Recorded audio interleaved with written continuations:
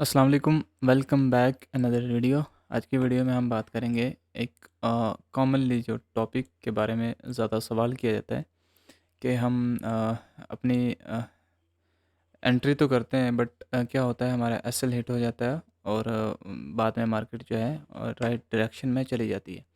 ऐसे ही कुछ एक सवाल आज एक भाई ने किया है, तो उसका मैं जवाब दूंगा आपको बैठ कर से साथ। पहले उसका सवाल पढ़ते पढ़ते हैं कि कहते हैं जी, मेरा एक सवाल है। मैंने जो है ना बैक टेस्ट भी किया है, ठीक है, बैक टेस्ट भी यूज़ करता हूँ।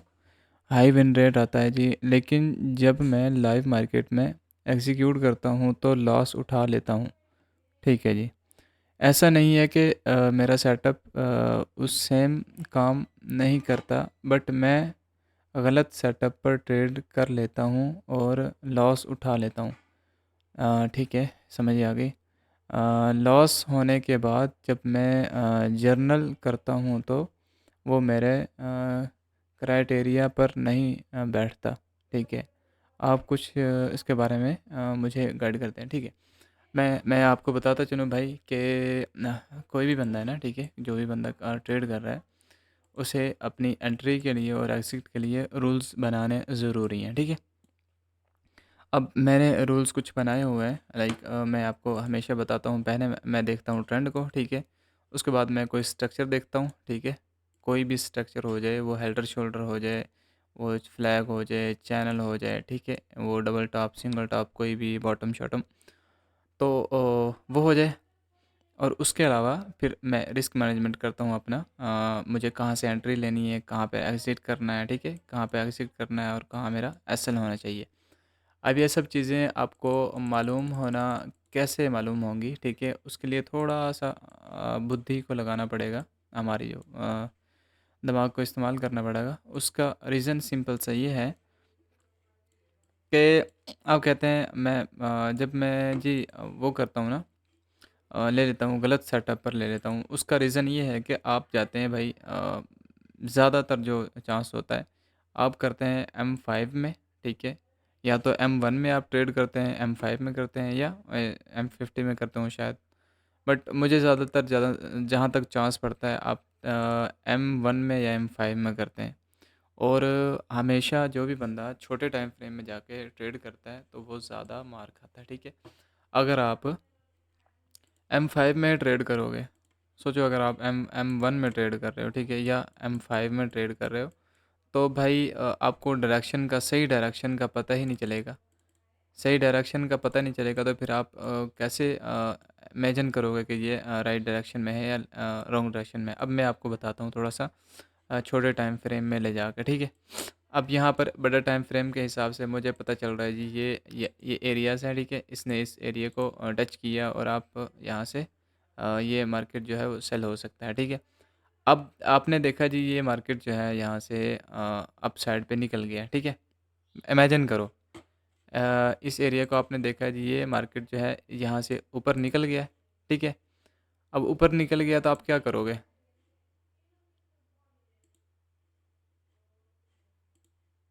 जी, यहाँ से मार्केट ऊपर निकल गया। अब यहाँ पर आपने अपना जो है वो लगा लिया अपना, ट्रेड ओपन कर लिया इस कैंडल के ऊपर, ठीक है। इस कैंडल के ऊपर ट्रेड ओपन किया आपने, मैं थोड़ा और ज़ूम कर देता हूँ। इस कैंडल के ऊपर ट्रेड ओपन किया और आपने उसका एंट्री जो एसएल रखा वो यहाँ पर रखा, ठीक है, इससे नीचे रख लिया। उसके बाद क्या हुआ, मार्केट घूम घाम के आया और आपका एसएल हिट किया, देन ऊपर चला गया, ठीक है। ऐसा होता है। अब उसके लिए आपको थोड़ा-सा प्रॉपर तरीके से एनालिसिस करने पड़ते हैं, ठीक है। बड़ा टाइम फ्रेम यूज़ करना पड़ता है। अगर आप M1 में चले जाते हो, M1 भी मैं आपको दिखा देता हूँ, M5 भी दिखा देता हूँ, क्या होता क्या है। अब ये देखो कि क्या मुझे तो नहीं समझ में आता कि मैं M1 में जाके ट्रेड करूँ, मुझे तो बिल्कुल भी नहीं समझ आता, ठीक है। मैं यहाँ पर अगर ट्रेड कर रहा होता हूँ तो ज़्यादातर मेरे, अगर M5 में M1 में ट्रेड करता हूँ तो मेरे ज़्यादा एसएल हिट होते हैं, ठीक है। तो इसलिए मैं कभी भी रिकमेंड नहीं करूँगा किसी को भी कि अब वो M1 में जाके ट्रेड करे, ठीक है। यहाँ से क्या कर लोगे तुम? अब ज़्यादा चांस यही होते हैं कि अपना एसएल हिट ज़्यादा होगा, ठीक है। छोटे टाइम फ्रेम में जो है स्पाइक जो है वो ज़्यादा मिलती हैं। ये देखो कैंडल की क्या बुरी हाल हुई है, ठीक है। कितनी विक्स, सिर्फ ज़्यादा विक के आप नज़र आएंगी, कैंडल कम ही आपको नज़र आएगा, ठीक है। इसलिए बड़ा टाइम फ्रेम यूज़ करो और आपका जो है वो एसएल ज़्यादा हिट नहीं होंगे, ठीक है। और जब भी आपने कहा कि मैं बैक टेस्ट करता हूँ स्ट्रैटेजी पे, तो फिर स्टिक रहें उस स्ट्रैटेजी पे जो आपने बैक टेस्ट कर रहे हो। मैं हमेशा 2 स्ट्रैटेजीज़ हैं मेरी, मैं उन पर ही एक हायर लो उस पर ट्रेड करता हूँ, और दूसरा मेरा 3 स्टेप एक फ़ेवरेट है, उस पर ट्रेड करता हूँ। इसके अलावा किसी और पर ट्रेड नहीं करता। हाँ, मुझे कोई और वो मिल जाए, कोई स्ट्रक्चर मिल जाए तो फिर मैं ट्रेड करता हूँ, वैसे नहीं मिलता। लाइक देख, जैसे ये वाला एक स्ट्रक्चर है, अगर ऐसा कोई स्ट्रक्चर मिल जाता है तो मैं फिर ट्रेड करता हूँ, इसके अलावा कोई चांस ही नहीं बनता। उस पर भी तब ट्रेड करता हूँ जब कंफर्मेशन हो जाती है, ठीक है। अब ये देखो ना, ये एक एक एरिया है। इस एरिया को अगर देखा जाए तो ये वाला, यहाँ पर मार्केट ने जो है अपना नीचे पुट दिया था, ठीक है। मेरी कोशिश ये होनी थी कि मेरा एसएल ये वाला होता, ठीक है। मैं आपको बता रहा हूँ एंट्री में कैसे करता हूँ। ये अपना नेकलाइन थी इसकी, क्या है मैं आपको, चलो मैं, अब अगर आपको पता है तो आपने कमेंट कर देना कि ये क्या है, ठीक है। अगर नहीं है तो मैं बता देता हूँ, ये डबल टॉप है, ठीक है। मार्केट नीचे से आ रही है ऊपर, और एंड पे आके मार्केट ने डबल टॉप बनाया मार्केट ने, ठीक है। उसके बाद मार्केट नीचे शूट करना शुरू कर दिया, ठीक है। अब इसका रूल्स ये होता है सिंपल सा, कोई भी स्ट्रक्चर ब्रेक होता है तो उसका जितनी उसकी हाइट होती है उतना ही उसने टीपी देना होता है, ठीक है। तो यहाँ पे देख लीजिए, टीपी दिया उसने, फिर दोबारा से मार्केट ने रिटेस्ट किया, रिटेस्ट करने के बाद फिर दोबारा नीचे गया, ठीक है। अगर आप चाहते तो प्रीवियस जो लोअर लो है या लोअर हाई है या हायर हाई है, वहाँ तक आपने टीपी रखनी है, ठीक है। उसके अलावा मार्केट जहाँ जाता है जाए, आपका सिर्फ टारगेट हिट होना चाहिए। आपका आपने कोशिश करनी है कि आपका ज़हन जो है, आपका दिमाग फ़ोकस ना कर रहा हो पैसों पर, आपका दिमाग फ़ोकस कर रहा हो, आपका ज़हन फ़ोकस कर रहा हो, आपकी जो भी आपने प्रोसेस शुरू किया है उस पर, ठीक है।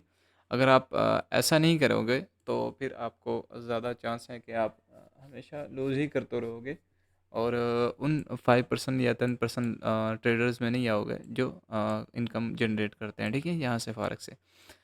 उसके अलावा ये हो गई छोटे टाइम फ्रेम वाली बात हो गई। उसके अलावा मैंने कहा था बैक टेस्ट जिस पे कर रहे हैं उसी पर ही आपने ट्रेड करनी है। और उसके अलावा आप अगर आपको तीसरी बात ये है, पहली तो छोटा टाइम फ्रेम यूज़ नहीं करना, बड़ा टाइम फ्रेम में आपने एंट्री नहीं ढूंढनी, आपने स्ट्रक्चर जो है बड़े टाइम फ्रेम में ढूंढना है, ठीक है। एंट्री आपने छोटे टाइम फ्रेम में करनी है, ठीक है।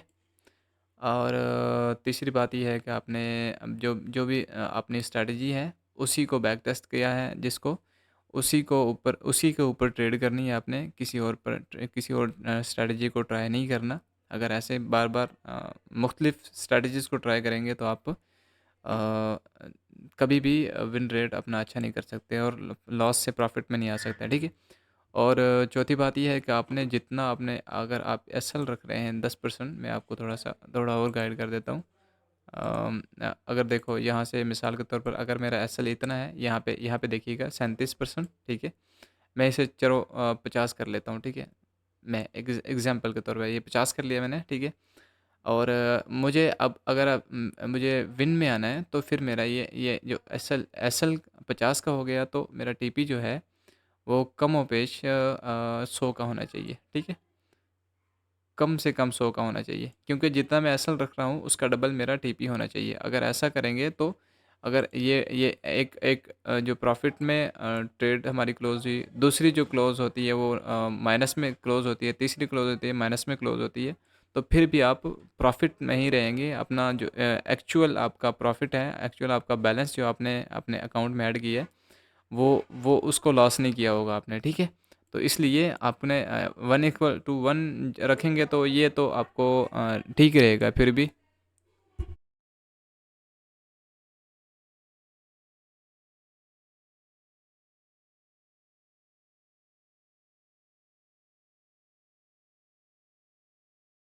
अगर आप 1 = 1 रखेंगे, जितना आपने लॉस किया उतना ही आप प्रॉफिट रखेंगे, तो फिर आपको ज़्यादा इतना फ़ायदा नहीं होने वाला। अगर आपकी डबल या 3 गुना या 4 गुना होता है आपका, आपके एसएल से आपका प्रॉफिट, तो फिर ज़्यादा चांस है कि आप जल्दी ग्रो कर जाएंगे अपने अकाउंट को, ठीक है। और इसके अलावा ये चार चार पांच बातें हो गई, ठीक है। और ये जैसे ही आपको वीडियो देखनी है मुझे ज़रूर कमेंट करके बताना क्या ये हेल्पफुल रही है या नहीं रही, ठीक है? और इसके अलावा ये एक भाई ने एफटीएमओ का कहा था स्पेशल गिफ्ट मिलने वाला था। यार वो स्पेशल गिफ्ट वाक़ई मिलने वाला था, बट क्या हुआ कि मैं उसे क्या कहते हैं गेन ही नहीं कर पाया, ठीक है? उसको पूरा ही नहीं किया। जितने कुछ सेटअप स्टेप्स थे ना वो मैंने कंप्लीट किए। मेरे ख्याल 2 स्टेप कंप्लीट किए थे, बट 2 स्टेप फिर भी रहते हैं उसमें, तो वो जैसे ही कंप्लीट होंगे फिर ही मुझे पता चलेगा कि वो क्या सीन है। अभी तक वो कंप्लीट नहीं हुआ मेरे से, टाइम का कुछ इशू था, टाइम नहीं मिला, और दूसरा बस थोड़ी सी सुस्ती सी आ गई थी, इस वजह से नहीं हो पाया। तो आई होप ये हेल्पफुल रहे ये बातें सब। और इसके अलावा अगर आपको कुछ और पूछना है तो कमेंट कर देना। अगर डिटेल के साथ बात करनी है तो फिर इंस्टाग्राम पर आ जाना, डीएम कर देना, मैं वहाँ पे आपको अच्छे तरीके से समझा दूंगा। इसके अलावा आपको ब्रोकर्स वगैरह में अगर आप स्टार्ट करना चाहते हैं तो मैं स्टार्ट करने वाला हूँ अपना एक कोर्स, जिसमें कैंडल स्टिक से लेकर सिर्फ वहाँ पे बात होगी, सिर्फ और सिर्फ वहाँ पे बात होगी चार्ट के बारे में, ठीक है? वहाँ पे स्ट्रेटजीज एंड पे बताऊँगा, बट शुरू शुरू में आपको एज अ बिगिनर, क्योंकि हमारा ये चैनल ही बिगिनर के लिए है, ठीक है? ये प्लेटफॉर्म मैंने बनाया ही सिर्फ बिगिनर के लिए, लाइक जैसा मैं था, तो मैंने शुरू शुरू में बहुत मुसीबत काटनी पड़ी मुझे ये सब सीखने के लिए। तो मैं नहीं चाहता कि हर बंदा ये मुसीबत काटे, तो इसलिए मैंने ये एक शुरू किया था फ्री ऑफ कॉस्ट। तो जैसे जैसे शुरू करेंगे कैंडलस्टिक से लेकर वॉल्यूम से लेकर सब चीज़ें, इंडिकेटर वगैरह मैं थोड़ा तो जो बेसिक हैं वही डिस्कस करूँगा। उसके अलावा कोई और इंडिकेटर नहीं यूज़ करता मैं कभी भी रिकमेंड नहीं करूँगा इंडिकेटर। हाँ, कंफर्मेशन ले सकते हैं आप उनसे, बेहतरीन रहेगा। हाँ, ये नहीं है कि अगर आप ट्रेड के लिए उसे यूज़ करें, नहीं, कंफर्मेशन लो फिर ट्रेड लो, अगर मिल रही है तो। अगर नहीं मिल रही है तो फिर आप चार्ट को, कैंडलस्टिक को एंड वॉल्यूम को, ये सब चीज़ें देखो और अपने ट्रेड को ओपन रखो और साइकोलॉजी के हिसाब से चलो। लाइक सोचो कि अगर आप ये सोच रहे हो कि ये मार्केट यहाँ से आप जा सकता है, तो दूसरा बंदा भी तो सोच रहा है ना ये मार्केट अब जा सकता है, और जिसने ज़्यादा पैसा डाला हुआ उसने भी तो कमाना है, फिर वो आपको यहाँ से मार्केट को अप ले जाए या डाउन ले जाए, ये सब चीज़ें चलती रहती हैं यहाँ पे, ठीक है? आई होप ये बेहतर बेहतर रहे। और मिलेंगे इंशाल्लाह नेक्स्ट वीडियो के साथ। और तब तक के लिए मुझे इजाज़त दें। ओके, अल्लाह हाफ़िज़।